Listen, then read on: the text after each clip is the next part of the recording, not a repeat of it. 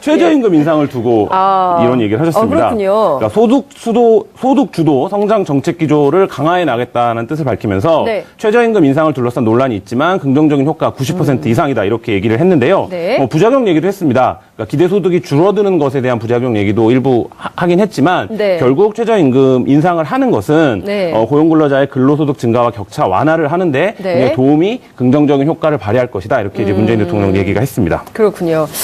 자, 그런데 이 최저임금과 관련해서는 수많은 쟁점들이 지금 살아있는 게 사실입니다. 그렇죠. 그리고, 정부 안에서도 네. 뭐 이러저러한 논박이 있는 걸로 전해지고 있는데, 무엇보다 지금 그 소득 하위 계층, 그러니까 소득 하위 20% 1분위라고 하죠. 소득 1분위에 있는 이분들에 대한 일종의 생계대책 같은 거라고 생각합니다. 근데 이 부분에 대해서 정부가 좀 더 주도적으로 공공의 대책을 좀 내놔야 되지 않을까 싶은 생각이 좀 드는데 가장 큰 이유는 양극화 때문에 그래요. 그렇죠. 부자는 더 부자가 되고 네. 가난한 사람은 더 어렵게 되면 이거를 좀 좁히는 양극화 해소를 하고 소득주도 성장을 하겠다는 게 바로 이제 문재인 정부 이제 촛불혁명 정신에 따라서 그런 걸 하겠다는 것인데 이 쟁점도 좀 논의가 됐던가요? 네, 그러니까 지금 만족도 99.9%의 이슈 파이터가 아닌 보수 언론을 보면 이 네. 소득 격차가 한국 사회의 제일 큰 문제인가 싶은 생각이 네. 들 정도로 굉장히 맹공을 퍼붓고 있어요.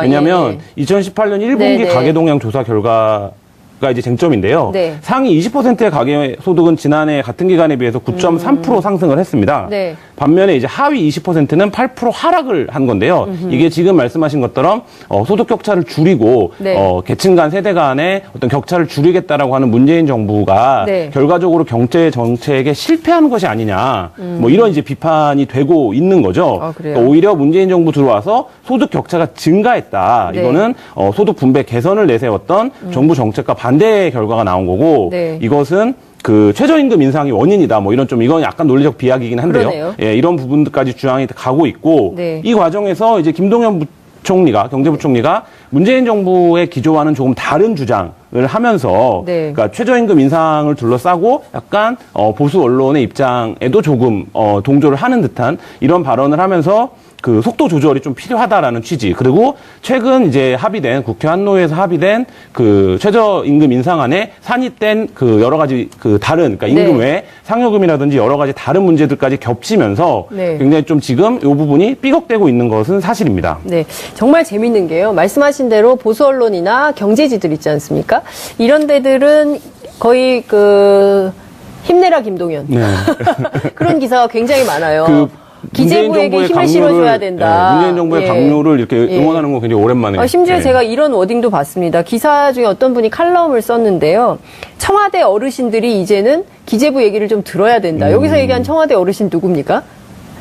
장하성 정책실장과 그 개혁적 관료, 그러니까 개혁적인 경제학자들을 예. 얘기를 하는 것 같은데 이 초반에는 이 최저임금 문제가 고용에 큰 영향을 예. 미치는 것처럼 얘기를 했어요. 그런데 실제 노동연구원 조사에 따르면 그렇지는 않다는 게 확인이 된 네. 거거든요. 그러면 최저임금 인상이 문제가 아니라 그럼 그 밖에 다른 요인들이 뭐가 있는지 그래서 어떻게 하면 소득주도 성장을 이끌어낼 수 있는지에 대한 노력을 기재부가 해야 되는 거 아니에요? 근데 지금 그런 거 지금 거꾸로 가고 있는 거죠. 그러니까 지금 보수 언론들이 펴고 있는 프레임을 보면 네. 소득주도 성장과 혁신 성장이 굉장히 대립적인 것처럼 네. 얘기를 하고 있습니다. 근데 어제 문재인 대통령이 분명히 얘기를 했습니다. 그러니까 소득주도 성장과 혁신 성장은 함께 가야 되는 것이지 네. 그것을 선택하는 문제가 아니다 이렇게 네. 얘기를 했는데요. 네. 그 관점에서 예를 들면 소득주도 성장은 악이고 네. 혁신 성장은 선이고 뭐 이런 관점에서 지금 보수 언론들이 접근을 하고 네. 거기서 최저임금 인상에 둘러싼 이제 그 상여금이랑 복리후생비가 산입된 문제를 오히려 편의적으로 이용해 먹는. 그러니까 예를 들면 최저임금이 이게 만약에 산입이 안 됐으면 보수 언론은 또 엄청 반대했을 거거든요. 그렇죠. 근데 이제 그런 부분들에서 지금 이 경제 정책을 둘러싼 좀 흔들기가 네. 시작되고 있는 상태이긴 합니다. 그러니까요. 긍정적인 영향을 99.9999% 영향을 미치는 이슈 파이터를 열심히 보셔야 될 것 같아요. 퍼나르기도 하시고 네. 그러면서 분별할 수 있는 능력이 우리가 있어야 되거든요. 그리고 보수 언론에서 무분별하게 쏟아내는 주의와 쟁점들, 주장들 뿐만 아니라 그 반대 의견이 어떤 건지 이것도 좀 면밀하게 봐야 될 것 같습니다. 그런데 말이죠. 민주노총 그리고 지금 한국노총, 양대노총이 이 최저임금법 개정안과 관련해서 굉장히 이 불편한 기색을 역력히 드러내면서 민주노총이 지금 농성도 시작을 그렇죠. 했습니다. 이거 어떻게 풀어야 될까요, 문제? 일단 최저임금 산입안, 그러니까 정기상여금과 복리후생비 일부를 최저임금에 산입하기로 한 것은 문재인 정부의 공약에는 좀 어긋나긴 합니다. 그러니까 실제로 이렇게 되면 지금 이런 비유가 돌고 있는데요. 원래 스테이크를 180g 주기로 했는데 그 180g에 알고 보니까 뭐 야채가 30g 포함돼서 180g이라고 하면 실제로 그 전에 뭐 145g이었으면 5g밖에 오른 게 아닌데 뭐 이런 이제 비유가 돌고 있는 거죠. 그리고 실제로 이게 참여정부 시절에 만들었던 비정규직법, 2년 비정규직으로 근무를 하면 2년 후에 정규직을 시켜주는 취지로 제정한다고 했던 법안이 실제로는 비정규직을 양산하는 효과를 낳지 않았습니까? 실제로 많아요. 여기 도처의 방송과도 마찬가지고 이 비정규직 노동자들이 굉장히 많아졌기 때문에 사실 그게 비정규직 양산법이다라는 비판은 피하기는 어렵죠. 결과적으로 그렇게 되는데 이 최저임금에 정기상여금과 복리후생비를 산입한 것도 마찬가지 결과를 낳을 수도 있다. 그러니까 아직은 아니다고 하더라도 그러니까 최저임금에 여러 가지 다른 월급 외의 임금들이 들어가기 시작하면 최저임금을 매년 해서 이제 1만 원으로 올리겠다라는 것이 이 정부의 공약이었는데 그 부분들의 기조가 무너질 수 있다. 이런 비판이 제기되고 있는 것입니다. 그렇군요. 네, 어쨌든 이 최저임금과 관련해서는 저희가 3부에 좀 짚어볼 예정입니다. 3부를 통해서 최저임금 논란 저희가 조금 더 구체적으로 짚어드리도록 하고요. 최근에 가장 논란의 중심에 섰던 분이 있습니다. 바로 양승태 전 대법원장인데요. 양승태 전 대법원장이 얼마 전에 방금 전에 기자회견을 했는데요. 내용이 뭐 지금 속보가 지금 계속 들어오고 있는데요. 법원은 제 인생의 전부다. 잘 조직이 됐으면 좋겠다. 그리고 법원에 대한 국민의 신뢰가 무너지지 않아야 한다. 그 다음에 법원 내부 갈등이 우려돼서 언급을 자제했다. 그 다음에 전 대법원과 현 대법원의 갈등이 목적이 아니다. 부적절한 일이 사실이라면 막지 못해서 송구하다. 대법원장 재직 시절 재판에 간섭한 적은 없다. 재판 방향을 왜곡하고 거래한 적도 없다. 재판 거래는 안 했고 생각할 수도 없는 일이다. 남의 재판에 관여하는 거, 간섭하는 거 꿈도 꾸지 않았다. 재판 거래 담당 재판관에게 심한 모욕이다. 대법원의 신뢰가 무너지면 나라가 무너진다. 어떻게 보십니까? 그러니까 대부분 조직에서 어떤 일탈적인 문제를 벌어진 분들이 자기 일을 변명하는 과정에서 조직의 어떤 조직이 불안해진다. 이런 논리를 피는 경우들이 많은데 뭐 지금 양승태 대법원 워딩만 저도 들었습니다만 뭐 그런 워딩들이 많은 것 같은데 이 부분은 아직 밝혀지지 않은 부분이 훨씬 많습니다. 그러니까 예를 들면 일부 문서를 열람한 것이고 그러니까 키워드를 검색해서 일부 문서만 410건 중에 3개 나온 거 아니에요, 지금? 그러니까 그런 거기 때문에 실제 전체적인 과정은 수사권을 가진 그 기관에서의 수사가 불가피한 상황이다라는 인식이 어느 정도 이제 법조계 내에서도 있는 것 같아요. 근데 문제는 대법원은 법원은 검찰이 직접 수사를 들어가는 것이 굉장히 부담스럽기 때문에 그리고 이제 삼권 분립이라든지 여러 가지에서 실질적으로 명분적으로 우려되는 지점들이 있기 때문에 하는 거지. 구체적인 사안들을 보면 예를 들면 뭐 KTX 문제라든지 통진당이라든지 이런 부분들이 이 통진당 사건은 아예 기획을 한 거 아닙니까? 그렇죠. 그러니까 그 부분도 법원이 사건을 기획한 거예요, 거의. 어떻게 기획이 됐고 어떻게 실행이 됐고 어떻게 관여가 됐는지 뭐 이런 것들이 구체적으로 지금 조사를 통해서 밝혀져야 되는 단계입니다. 그렇습니다. 말씀해 주신 대로 지금 이 사건은 그 양승태 전 대법원장 시절에 벌어졌던 청와대 그리고 대통령과의 그 재판 거래 의혹이 있기 때문에 본인은 아니라고 주장을 하지만 어쨌든 제가 보기에는 오늘 나온 이 메시지 때문에 논란은 더욱 증폭되고 이 사건에 대해서 특검 혹은 특별재판소를 통해서 구체적으로 사실관계가 확인이 좀 돼야 되겠다라는 국민적 의혹은 더욱 커질 것 같다는 생각이 듭니다. 제가 작년에 저희 올해 최악의 판결 이런 것들을 이제 뽑는 기획을 하는데요. 그때 이제 양승태 코트를 정리한 적이 있었는데 굉장히 이상한 판결이 많았어요. 그러니까 지금 유명한 판결들 외에도 굉장히 이상한 판결들이 많은데 저는 그 문건을 보고 깜짝 놀란 게 이게 이런 맥락이었구나. 그러니까 그때 그 판결을 뽑은 법조계 인사들도 이건 진짜 이해가 안 간다. 왜 이런 식의 판단을 했는지 이런 얘기들을 굉장히 많이 했거든요. 회의하는 과정에서. 근데 이거를 놓고 보면 왜 이게 그때 이런 판단들이 내려졌는지가 좀 어떤 단서를 저는 그렇죠. 예. 지금 보면 돌이켜 생각해 보면 아하 그래서 이때 이렇게 했었구나라는 게 이해가 되는데. 상고법원 관련해서 법관에 불이익을 준 적이 없다고 얘기를 했고 상고법원을 추진한 건 불가피한 선택이었다. 뭐 계속 속보가 좀 들어오고 있습니다. 저희가 다 설명을 좀 드리겠는데요. 불이익을 받은 법관은 단 한 명도 없다. 뭐 이런 얘기를 하고 있습니다. 어쨌든 오늘 기자회견 때문에 오히려 논란이 더 증폭될 가능성이 매우 높다. 이런 말씀을 좀 드리면서요. 세 번째 키워드 볼까요? 최경환이 사라고 했다입니다. 뭘요?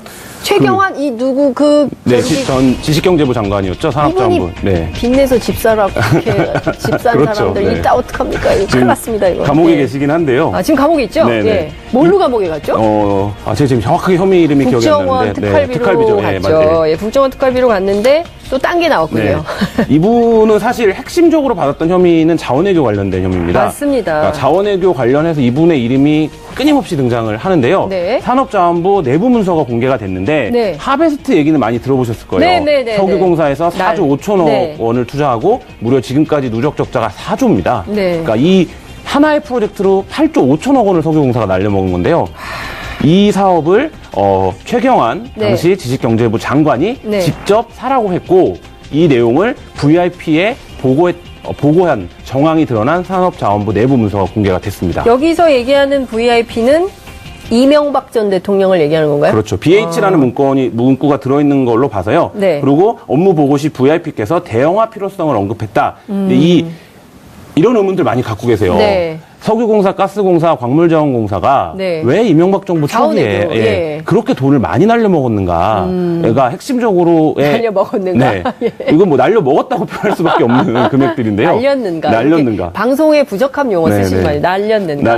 그래서 그때 이 공사 관계자들을 만나면 한결같이 하는 얘기가 뭐냐면 대통령이 대형화 필요성을 언급을 했었다. 그래서 그 전까지는 탐사나 개발 이런 업무에 전문성이 있었는데 이명박 정부 들어와서 사업을 대형화하고 운영까지 맡아라. 그걸로 기간 평가를 하겠다. 이런 이제 지시들을 계속 받은 거고 그 지시를 내린 데가 최경환 장관이 있던 지식경제부에서 지시를 내린 거고 요 하베스트 같은 경우에는 지금 산자부 내부 자료로만 보면 직접 하라고 했다는 거예요. 그러니까 금액이나 그러니까 이 하베스트 인수가 어떻게 되냐면 간략하게 말씀드리면 시장가가 2조 5천억 원에 나와 있었습니다. 근데 그거를 4조 5천억 원에 사는데 44일이 걸려요. 그렇죠. 그러니까 한 달여의 검토를 거쳐서 시장가의 사실상 2배를 주고 이걸 산 건데 그 사고 나서 보니 갖고 있던 시설도 이미 쓸 수 없는 시설이었고 그래서 추가로 들어간 돈이 대략 한 4조 원 정도. 그리고 실제로 거기서 회수한 돈은 거의 없는 것으로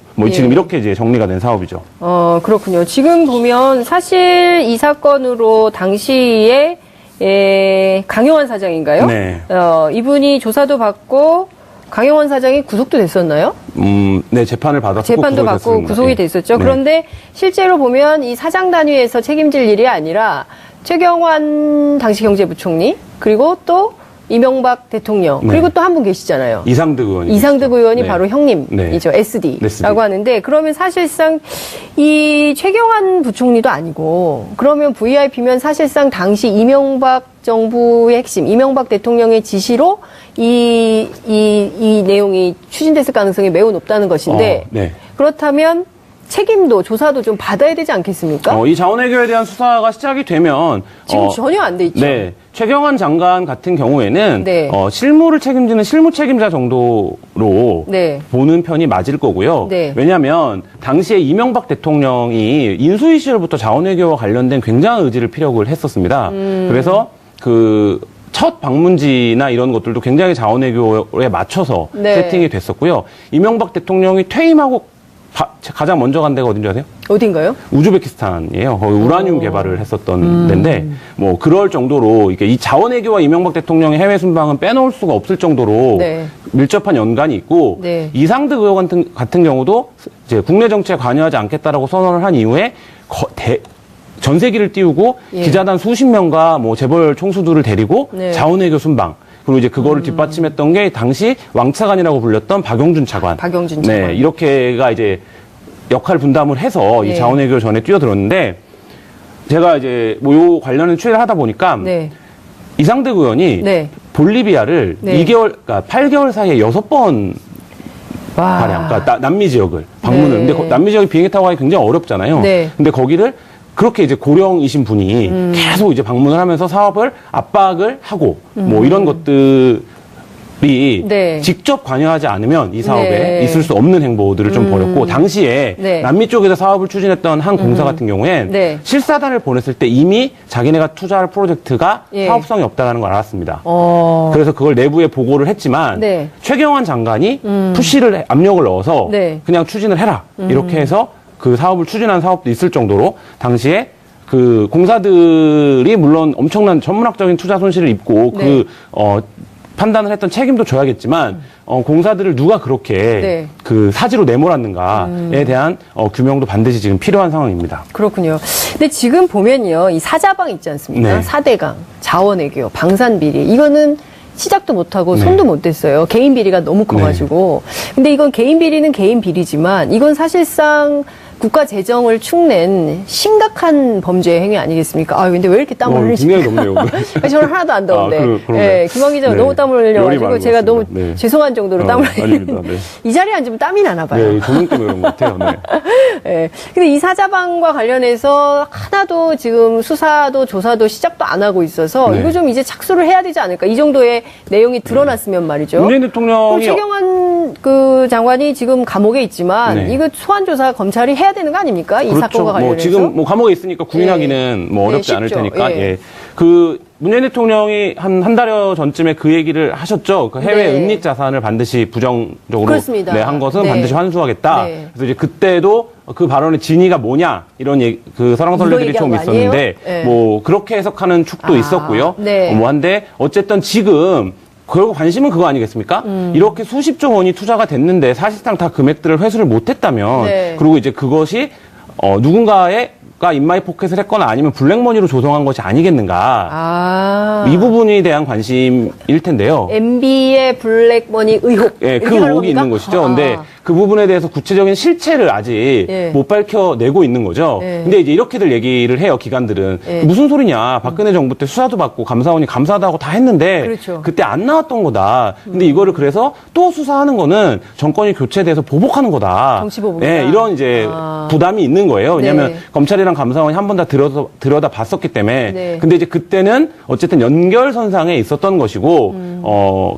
지금은 그 부분에 대한 진실 규명이 가능한 네. 시기가 왔기 때문에 그 부분에 대해서 좀 들여다볼 필요가 있어 보입니다. 그렇군요. 어쨌든 참 심각한 상황인데요. 그냥 그랬나 보다 하고 넘길 일은 네. 절대 아니다. 그리고 사실은 박근혜 최순실 게이트 당시에도 최순실 씨가 만들어낸 부정재산이 있기 때문에 그것도 네. 추적을 해야 된다고 네. 국회 차원에서 얘기를 하지 않았습니까? 그렇기 때문에 이 문제도 그냥 넘기기 매우 어렵다. 이것도 검찰 조사를 네. 통해서 확인을 좀 해봐야 될 것 같다는 생각이 좀 듭니다. 최저임금 인상을 두고 이런 얘기를 하셨습니다. 그렇군요. 그러니까 소득 주도 성장 정책 기조를 강화해 나가겠다는 뜻을 밝히면서 네. 최저임금 인상을 둘러싼 논란이 있지만 긍정적인 효과 90% 이상이다 이렇게 얘기를 했는데요. 네. 부작용 얘기도 했습니다. 그러니까 기대소득이 줄어드는 것에 대한 부작용 얘기도 일부 하긴 했지만 네. 결국 최저임금 인상을 하는 것은 네. 고용근로자의 근로소득 증가와 격차 완화를 하는데 네. 굉장히 도움이 긍정적인 효과를 발휘할 것이다 이렇게 이제 문재인 대통령 얘기가 했습니다. 그렇군요. 자, 그런데 이 최저임금과 관련해서는 수많은 쟁점들이 지금 살아있는 게 사실입니다. 그렇죠. 그리고, 정부 안에서도 네. 뭐 이러저러한 논박이 있는 걸로 전해지고 있는데, 무엇보다 지금 그 소득 하위 계층, 그러니까 소득 하위 20% 1분이라고 하죠. 소득 1분위에 있는 이분들에 대한 일종의 생계 대책 같은 거라고 생각합니다. 근데 이 부분에 대해서 정부가 좀 더 주도적으로 공공의 대책을 좀 내놔야 되지 않을까 싶은 생각이 좀 드는데 가장 큰 이유는 양극화 때문에 그래요. 그렇죠. 부자는 더 부자가 되고 네. 가난한 사람은 더 어렵게 되면 이거를 좀 좁히는 양극화 해소를 하고 소득 주도 성장을 하겠다는 게 바로 이제 문재인 정부 이제 촛불혁명 정신에 따라서 그런 걸 하겠다는 것인데 이 쟁점도 좀 논의가 됐던가요? 네, 그러니까 지금 만족도 99.9%의 이슈 파이터가 아닌 보수 언론을 보면 이 네. 소득 격차가 한국 사회의 제일 큰 문제인가 싶은 생각이 네. 들 정도로 굉장히 맹공을 퍼붓고 있어요. 아, 왜냐하면 예. 2018년 1분기 네, 네. 가계동향 조사 결과를 가 이제 쟁점인데요. 네. 상위 20%의 가계 소득은 지난해 같은 기간에 비해서 9.3% 상승을 했습니다. 네. 반면에 이제 하위 20%는 8% 하락을 한 건데요. 이게 지금 말씀하신 것처럼 소득 격차를 줄이고 네. 계층 간 세대 간의 어떤 격차를 줄이겠다라고 하는 문재인 정부가 네. 결과적으로 경제 정책에 실패한 것이 아니냐. 뭐 이런 이제 비판이 되고 있는 거죠. 아, 그래요? 그러니까 오히려 문재인 정부 들어와서 소득 격차가 증가했다. 네. 이거는 소득 분배 개선을 내세웠던 정부 정책과 반대의 결과가 나온 거고 네. 이것은 그 최저임금 인상이 원인이다. 뭐 이런 좀 이건 약간 논리적 비약이긴 한데요. 그러네요. 예, 이런 부분들까지 주장이 가고 있고 네. 이 과정에서 이제 김동연 부총리가 경제부총리가 문재인 정부의 기조와는 조금 다른 주장을 하면서 네. 그러니까 최저임금 인상을 둘러싸고 약간 보수 언론의 입장에도 조금 동조를 하는 듯한 이런 발언을 하면서 그 속도 조절이 좀 필요하다라는 취지. 그리고 최근 이제 합의된 국회 한노회에서 합의된 그 최저임금 인상안에 산입된 그 여러 가지 그 다른 그러니까 임금 네. 외에 상여금이라든지 여러 가지 다른 문제들까지 겹치면서 네. 굉장히 좀 지금 이 부분이 삐걱대고 있는 것은 사실입니다. 네, 정말 재밌는 게요. 말씀하신 대로 보수 언론이나 경제지들 있지 않습니까? 이런 데들은 거의 그 힘내라 김동연 네. 그런 기사가 굉장히 많아요. 그 기재부에게 문재인 힘을 정부의 실어줘야 강요를, 된다. 문재인 정부의 예. 강요를 이렇게 예. 응원하는 건 굉장히 오랜만에. 심지어 예. 제가 이런 워딩도 봤습니다. 기사 중에 어떤 분이 칼럼을 썼는데요. 청와대 어르신들이 이제는 기재부 얘기를 좀 들어야 된다. 여기서 얘기한 청와대 어르신 누굽니까? 장하성 정책실장. 그 개혁적 관료, 그러니까 개혁적인 경제학자들을 예. 얘기를 하는 것 같은데 이 초반에는 이 최저임금 문제가 고용에 큰 영향을 예. 미치는 것처럼 얘기를 했어요. 그런데 실제 노동연구원 조사에 따르면 그렇지는 않다는 게 확인이 된 네. 거거든요. 그러면 최저임금 인상이 문제가 아니라 그럼 그 밖에 다른 요인들이 뭐가 있는지 그래서 어떻게 하면 소득주도 성장을 이끌어낼 수 있는지에 대한 노력을 기재부가 해야 되는 거 아니에요? 근데 지금 그런 거 지금 거꾸로 가고 있는 거죠. 그러니까 지금 보수 언론들이 펴고 있는 프레임을 보면 네. 소득주도 성장과 혁신 성장이 굉장히 대립적인 것처럼 네. 얘기를 있어요. 하고 있습니다. 근데 어제 문재인 대통령이 분명히 얘기를 했습니다. 그러니까 소득주도 성장과 혁신 성장은 함께 가야 되는 것이지 네. 그것을 선택하는 문제가 아니다 이렇게 네. 얘기를 했는데요. 네. 그 관점에서 예를 들면 소득주도 성장은 악이고 네. 혁신 성장은 선이고 뭐 이런 관점에서 지금 보수 언론들이 접근을 하고 네. 거기서 최저임금 인상에 둘러싼 이제 그 상여금이랑 복리후생비가 산입된 문제를 오히려 편의적으로 이용해 먹는. 그러니까 예를 들면 최저임금이 이게 만약에 산입이 안 됐으면 보수 언론은 또 엄청 반대했을 거거든요. 그렇죠. 근데 이제 그런 부분들에서 지금 이 경제 정책을 둘러싼 좀 흔들기가 네. 시작되고 있는 상태이긴 합니다. 그러니까요. 긍정적인 영향을 99.9999% 영향을 미치는 이슈파이터를 열심히 보셔야 될 것 같아요. 퍼나르기도 하시고 네. 그러면서 분별할 수 있는 능력이 우리가 있어야 되거든요. 그리고 보수 언론에서 무분별하게 쏟아내는 주의와 쟁점들, 주장들 뿐만 아니라 그 반대 의견이 어떤 건지 이것도 좀 면밀하게 봐야 될 것 같습니다. 그런데 말이죠. 민주노총 그리고 지금 한국노총, 양대 노총이 이 최저임금법 개정안과 관련해서 굉장히 이 불편한 기색을 역력히 드러내면서 민주노총이 지금 농성도 시작을 그렇죠. 했습니다. 이거 어떻게 풀어야 될까요, 이 문제? 일단 최저임금 산입안, 그러니까 정기상여금과 복리후생비 일부를 최저임금에 산입하기로 한 것은 네. 문재인 정부의 공약에는 좀 어긋나긴 합니다. 그러니까 실제로 이렇게 되면 지금 네. 이런 비유가 돌고 있는데요. 네. 원래 스테이크를 180g 주기로 했는데 그 180g에 알고 보니까 뭐 야채가 30g 포함돼서 180g. 재판 방향을 왜곡하고 거래한 적도 없다. 재판 거래는 안 했고 생각할 수도 없는 일이다. 남의 재판에 관여하는 거, 간섭하는 거 꿈도 꾸지 않았다. 재판 거래 담당 재판관에게 심한 모욕이다. 대법원의 신뢰가 무너지면 나라가 무너진다. 어떻게 보십니까? 그러니까 대부분 조직에서 어떤 일탈적인 문제를 벌어진 분들이 자기를 변명하는 과정에서 조직의 어떤 조직이 불안해진다. 네. 이런 논리를 피는 경우들이 많은데 뭐 지금 양승태 대법원 워딩만 저도 들었습니다만 네. 뭐 그런 워딩들이 많은 것 같은데 이 부분은 아직 밝혀지지 않은 부분이 훨씬 많습니다. 그러니까 예를 들면 일부 문서를 열람한 것이고 그러니까요. 그러니까 키워드를 검색해서 일부 문서만 410건 중에 3개 나온 거 아니에요, 그렇죠. 지금? 그러니까 그런 거기 때문에 실제 전체적인 과정은 네. 수사권을 가진 그 기관에서의 수사가 네. 불가피한 상황이다라는 인식이 어느 정도 이제 법조계 내에서도 있는 네. 것 같아요. 근데 문제는 대법원은 네. 법원은 네. 검찰이 직접 수사를 들어가는 것이 굉장히 부담스럽기 때문에 네. 그리고 이제 삼권 분립이라든지 여러 가지에서 실질적으로 명분적으로 우려되는 지점들이 있기 때문에 네. 하는 거지. 구체적인 사안들을 보면 예를 들면 뭐 KTX 문제라든지 통진당이라든지 네. 이런 부분들이 이 통진당 사건은 아예 기획을 한 거 아닙니까? 그렇죠. 그러니까 그 부분도 법원이 사건을 기획한 거예요, 거의. 어떻게 기획이 됐고 예. 어떻게 실행이 됐고 어떻게 관여가 됐는지 예. 뭐 이런 것들이 구체적으로 지금 조사를 통해서 밝혀져야 되는 단계입니다. 그렇습니다. 말씀해 주신 대로 지금 이 사건은 그 양승태 전 대법원장 시절에 벌어졌던 청와대 그리고 대통령과의 그 재판 거래 의혹이 있기 때문에 본인은 아니라고 주장을 하지만 어쨌든 제가 보기에는 오늘 나온 이 메시지 때문에 논란은 더욱 증폭되고 이라고 하면 실제로 그 전에 뭐 145g이었으면 5g밖에 오른 게 아닌데 뭐 이런 이제 비유가 돌고 있는 거죠. 네. 그리고 실제로 이게 참여정부 시절에 만들었던 비정규직법 2년 비정규직으로 근무를 하면 네. 2년 후에 정규직을 시켜주는 취지로 제정한다고 그렇죠. 했던 법안이 맞아요. 실제로는 비정규직을 양산하는 효과를 낳지 않았습니까?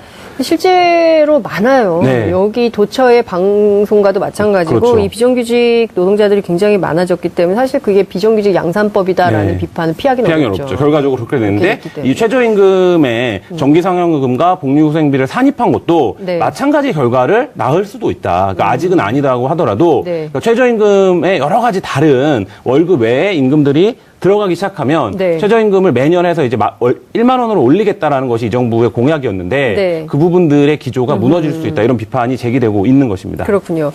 네, 어찌됐든 이 최저임금과 관련해서는 저희가 3부에 좀 짚어볼 예정입니다. 3부를 통해서 최저임금 논란 저희가 조금 더 구체적으로 짚어드리도록 하고요. 최근에 가장 논란의 중심에 섰던 분이 있습니다. 바로 양승태 전 대법원장인데요. 양승태 전 대법원장이 얼마 전에 방금 전에 기자회견을 했는데요. 내용이 뭐 지금 속보가 지금 계속 들어오고 있는데요. 법원은 제 인생의 전부다. 잘 조직이 됐으면 좋겠다. 그리고 법원에 대한 국민의 신뢰가 무너지지 않아야 한다. 그 다음에 법원 내부 갈등이 우려돼서 언급을 자제했다. 그 다음에 전 대법원과 현 대법원의 갈등이 목적이 아니다. 부적절한 일이 사실이라면 막지 못해서 송구하다. 대법원장 재직 시절 재판에 간섭한 적은 없다.